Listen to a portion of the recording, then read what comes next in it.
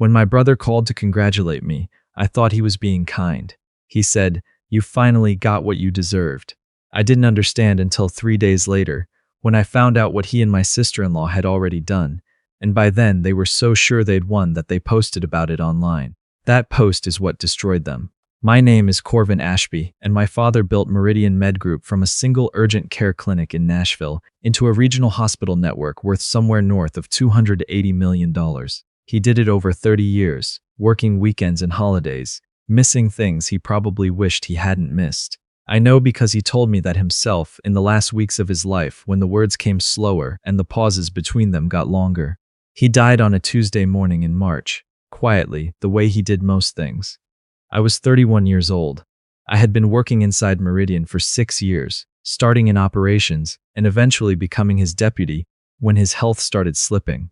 My brother had worked there too briefly before leaving to start his own consulting firm with my sister-in-law. They were good at what they did. They were also very aware of what Meridian was worth. The day after the funeral, before I had even returned my father's medical equipment to the home health company, my brother pulled me aside in the driveway. He said there were things we needed to discuss, about the estate, about the company, about what was fair. I told him we'd handle it properly, through the attorney, the way my father had arranged. He nodded like that was exactly what he expected me to say. What he didn't tell me, standing there in the driveway while my mother was still inside greeting relatives, was that he had already spoken to the attorney, his own attorney, and that he and my sister-in-law had already begun preparing a claim. I didn't find out any of that until later. The first week after my father died was a blur of phone calls and paperwork, and people from the company stopping by with food I didn't eat. I tried to keep things running at Meridian because I didn't know what else to do. My father had always said the worst thing you can do in a crisis is stop moving. So I kept moving. I answered emails. I attended the Thursday board call. I drove to the flagship clinic in East Nashville and stood in the lobby for a while, looking at the framed photo of my father from 1994, back when the whole operation was one room and a filing cabinet. I didn't cry in front of anyone. I saved that for the drive home. About 10 days after the funeral, I got a call from my father's estate attorney, a woman named Rosalind who had handled his affairs for over 15 years. She asked if I could come in. Her voice had that particular careful quality that means the conversation is going to be uncomfortable. When I sat down across from her desk, she slid a letter across to me before she said a word. It was from my brother's legal team. He was claiming that my father had promised him a 30% stake in Meridian Med Group prior to his death, during a period when my father was, according to the letter, experiencing cognitive decline that affected the soundness of his final estate decisions. They were also claiming that I had unduly influenced my father during his last year, using my position inside the company to steer the estate in my favor. I read the letter twice, then I set it down. I asked Rosalind if this had any merit. She said the estate documents were clear, properly witnessed, and notarized.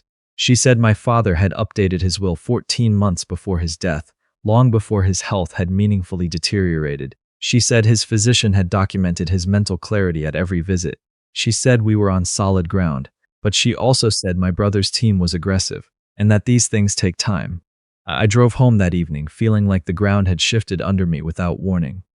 My brother and I had disagreed before, over small things, over money sometimes, over the years, but I had never once thought he would do something like this. I had never thought my sister-in-law, who had sat at my father's hospital bedside reading to him in his last days, would turn around and sign her name to a document accusing me of manipulating a dying man. That night, I didn't sleep. I sat in the kitchen until 2 in the morning, going through the same loop of questions. What had I missed? Had my father seen this coming? Why hadn't he warned me? And then I remembered something. About 3 months before he died, my father had asked me to help him reorganize a room in the back of his house. He called it his study, but it was really just a room full of boxes and old files and things he'd accumulated over decades of running a company. He said he wanted to sort through it before things got complicated. I assumed he meant tax documents, or maybe sentimental items he wanted to pass along to the right people. We spent a Saturday in there together. He was already moving slowly by then. He'd stop to rest and I'd hand him water, and we'd talk about things that had nothing to do with the boxes, old trips, people from his past, mistakes he said he was glad he'd made because of what came after. At one point he handed me a small fireproof document box, the kind with a combination lock. and told me the combination was my birthday. He said, "Don't open it until you need to." I had put it in my closet and mostly forgotten about it. Standing in the kitchen at 2 in the morning, 11 days after his funeral, I went and got it. Inside was a letter in his handwriting, printed on his personal stationery. There was also a USB drive, a sealed envelope with Rosalind's name on it, and a folded document with a notary stamp on the outside. I read his letter first. He wrote that if I was reading this, something had probably gone wrong. He said he had hoped it wouldn't, but he had known for a while that my brother's resentment had hardened into something more dangerous. He wrote about a conversation he'd had with my brother the previous year, during which my brother had asked directly what he stood to inherit and had not reacted well to the answer. He wrote that my sister-in-law had called the company's CFO twice while he was in the hospital, asking questions she had no reason to be asking. He wrote that he had taken precautions. He told me to give the sealed envelope to Rosalind. He told me the USB drive contained recordings. And then, near the end of the letter, in handwriting that was shakier than the rest, like he'd stopped and started again, he wrote, "I know you won't understand why I didn't tell you any of this while I was alive. The truth is, I didn't want you carrying it. You were already carrying enough. I needed you focused on the company, not on protecting yourself from your own family. I'm sorry I asked that of you without telling you. I hope you'll forgive me for it." I sat on the floor of my bedroom and read that paragraph 4 times. I didn't sleep at all that night. The next morning I called Rosalind before her office opened and left her a message. When she called back, I told her about the box. She asked me to come in that afternoon and bring everything. I gave her the sealed envelope. She opened it at her desk. When she finished reading, she looked up at me with an expression that I couldn't quite name, but that I understood. She said, "Your father was thorough." The envelope contained a signed and witnessed addendum to the estate documents, prepared by a different attorney my father had consulted privately, one who had no prior relationship with our family. The addendum explicitly anticipated a challenge to the estate and included a statement, verified by 2 witnesses and a physician, confirming that my father had been of clear and sound mind at the time of signing. It also contained a formal rebuttal to the specific claim my brother was now making, written as if my father had known almost exactly what the letter would say. He had known. He had prepared for it. He just hadn't told me. I plugged the USB drive into my laptop that evening. There were 11 audio files. The first was a recording of my brother's conversation with my father the prior year, the one my father had mentioned in the letter. My father must have recorded it on his phone. You could hear the room, the particular echo of his home office. You could hear my brother's voice shift from respectful to frustrated to something colder. He said things I won't repeat in full because some part of me still doesn't want to. But the gist was this. He believed he was owed more than he was getting. He believed I was being favored unfairly, and he said, directly and without much ambiguity, that if my father didn't correct that, he would find a way to correct it himself after the fact. My father's response in the recording was quiet and measured. He said he had made his decisions carefully, and that they reflected what he believed was right, not what was equal in dollar terms. He said he hoped my brother would come to understand that. The call ended shortly after. The remaining recordings were of my sister-in-law's phone calls to the CFO. She had asked about debt structure, about whether any assets had been transferred in the prior 24 months, about what a receivership would look like. Questions a person asks when they're trying to determine how vulnerable a company is. Not questions a grieving daughter-in-law asks out of curiosity. I sat with those files for a long time. Not because I needed to listen to them again, but because I was trying to understand when the people I thought I knew had become the people in those recordings. Rosalind sent everything to the opposing counsel the following week. I wasn't present for that, but she told me afterward that the response had been immediate. The claim was withdrawn within 48 hours. I thought that was the end of it. It wasn't. 2 weeks later, my brother and sister-in-law posted on social media. Not about the legal situation. They were too smart for that. What they posted was a public appeal. My sister-in-law wrote a long piece about grief, about family, about how people sometimes use legal structures to isolate the vulnerable and shut others out.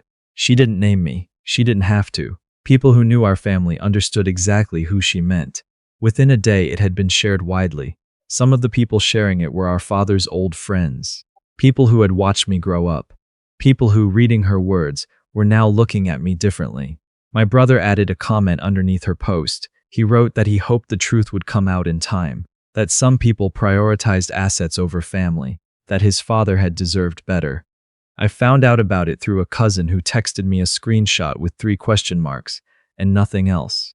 I read the post standing in the parking lot of the Meridian Clinic in Brentwood, and I felt something cold move through me that wasn't quite anger and wasn't quite sadness. It was more like the specific exhaustion that comes from realizing someone you trusted has decided to fight without rules. I could have responded publicly. I had the recordings. I had Rosalind's summary of what had happened. I had every document my father had left behind. But I didn't respond. Not yet. Instead, I called the board of Meridian Med Group and requested an emergency meeting. Not because the company was in danger. The legal claim had already been dropped, but because several board members had seen the social media posts and were asking questions. They deserved a direct answer, and I was going to give them one in person, not through a press release. I drove to the meeting the next morning feeling the way I always feel before something difficult, very still, very quiet, like the moment before weather changes. The boardroom at Meridian's Nashville headquarters looks out over the river. My father had chosen that building partly because of that view. He said it reminded him that things kept moving no matter what was happening in the room. I stood at the head of the table and I told them everything. I told them about the legal claim. I told them it had been withdrawn after evidence was provided. I told them about the recordings my father had left behind. I didn't play them in the meeting, but I told them they existed and that they were with our attorney. I told them about the addendum my father had prepared, the second attorney, the physician's verification, all of it. Then I told them something else. I told them that the company my father built had not been destabilized by any of this, that our operations were sound, our staff was intact, our patients were still being served, that the only people who had been hurt by my brother and sister-in-law's actions were the people sitting in this room, and me, and the memory of a man who had spent 30 years building something, for reasons that had nothing to do with any inheritance claim. The room was quiet when I finished. Then the board chair, a man who had known my father for over 20 years, said, "We know who you are, son. We knew your father. Let's get back to work." It was the closest I came to crying in front of anyone in all of this. That afternoon, Rosalind sent the same summary I'd given the board, along with supporting documents to the family members who had shared or commented on my sister-in-law's post. She sent it through proper legal channels, factually and without drama. She didn't ask them to remove their shares or comments. She simply made sure they had accurate information.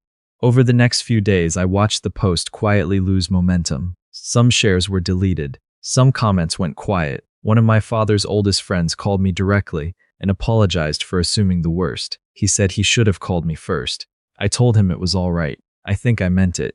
My brother called me once, about a week after the board meeting. He didn't apologize. I don't think he's capable of it, or at least not yet, not now. What he said was that he had wanted more and that he thought he deserved it, and that he still wasn't sure he agreed with our father's decisions. He said all of that in a flat voice that sounded like someone reading from a list. I let him finish. Then I said I understood that he felt that way. I said I also understood that our father had thought carefully about everything he'd done and had left behind more than enough explanation for anyone willing to look at it honestly. I said I was going to keep running the company the way I'd promised our father I would, and that I hoped one day we could talk about what had happened without lawyers or social media in the room. He hung up. Not angrily, exactly, just quietly. I don't know where things stand with him now. That part hasn't resolved itself. These things rarely do cleanly. What did resolve itself was this. About 3 weeks after the board meeting, I was back at my father's house helping my mother sort through the last of his things. We'd been putting it off. It's that kind of task. You keep thinking you're ready and then you're not. I was going through a cabinet in his study when I found a folder I hadn't seen before. It was labeled simply with my initials, the way he used to label things for me when I was a kid. Inside was a printout of a business plan, handwritten notes in the margins, photographs of land parcels in 3 counties south of Nashville, a projected budget and a timeline. He had been planning a network of low-cost walk-in clinics for rural communities. Places where Meridian didn't currently operate. Places where, he had written in the margin, people drove 45 minutes for basic care they should have 5 minutes from home. The project had no name yet. There was a question mark in the space where the name would go. He had started it 2 years before he died and had apparently not mentioned it to anyone. I sat on the floor of his study with that folder in my lap for a long time. My mother came in and saw my face and sat down on the floor beside me without asking why. I showed her the folder. She looked at it for a moment and then said very quietly, "That sounds like him." I took the project into Meridian the following week. I presented it to the board as a pilot program. I asked for seed funding. I asked Rosalind if there were legal structures we should consider. I started calling county health departments. The first clinic opened 6 months later in a town called Clayfield, about an hour outside Nashville. It's small. One physician, 2 nurses, a waiting room that fits maybe 15 people. But on the first day it was open, there was a line outside the door before 9 in the morning. I stood across the street and watched that line for a while before I went inside. I'm still running Meridian. I'm still, most weeks, not sleeping enough and answering emails I should probably delegate. My brother and I are not close. I don't know if that changes. My sister-in-law I haven't spoken to at all. But I know this. My father didn't leave me a company. He left me a direction. He left me a room full of files and a combination lock I knew how to open, and a project with a question mark where the name should be. I named the rural clinic program after the street where he opened his first urgent care in 1994. It's a small thing. But when people in Clayfield ask where the name comes from, I tell them about him. I tell them he built something over 30 years that was never really about money, even when the people around him thought it was. That's the part they always want to hear more about, and honestly, so do I.